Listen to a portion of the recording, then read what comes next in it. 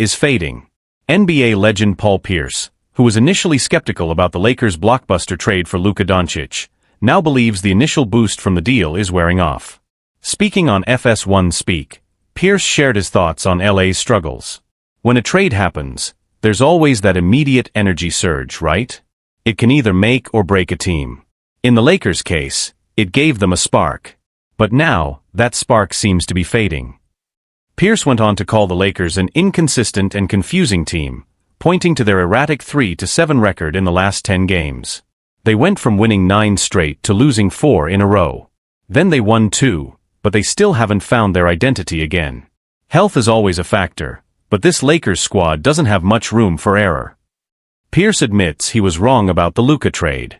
When the Lakers pulled off the stunning trade for Luka Doncic, Pierce was among the first to question whether it would actually work. I was one of the first to say, I don't know if this is going to work.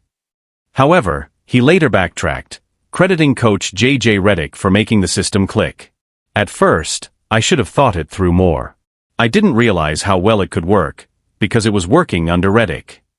Now though, Pierce appears to be shifting gears again, raising concerns about whether the Lakers are losing their edge. As the season winds down, the pressure is on. Can the Lakers rediscover their chemistry and prove their championship potential when it matters most? Can the Lakers regain their momentum before the playoffs? With just a few weeks left in the regular season, the Lakers are facing mounting pressure to find consistency before the playoffs begin. The initial excitement surrounding Luka Doncic's arrival seems to be wearing off, and questions are now swirling about whether this team has what it takes to contend for a championship.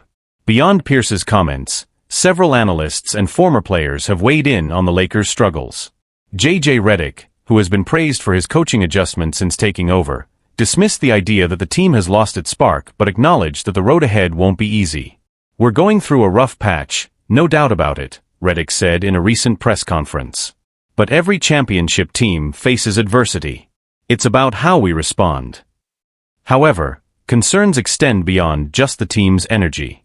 Opposing scouts and insiders point to deeper structural issues, including defensive lapses, inconsistent bench production, and the ongoing challenge of integrating Luka Doncic with LeBron James and Anthony Davis. Chemistry issues or just growing pains. Some believe the Lakers are simply going through a natural adjustment period following a major trade. Others, however, worry that fundamental issues with the roster construction could derail their title hopes. Former NBA player Kendrick Perkins, speaking on ESPN's NBA Today, echoed Paul Pierce's concerns, questioning whether the Doncic-LeBron pairing is sustainable. Look, Luka is a generational talent, but when you put two ball-dominant players together, somebody's game is going to take a hit. Right now, it looks like they're still figuring it out, and time is running out.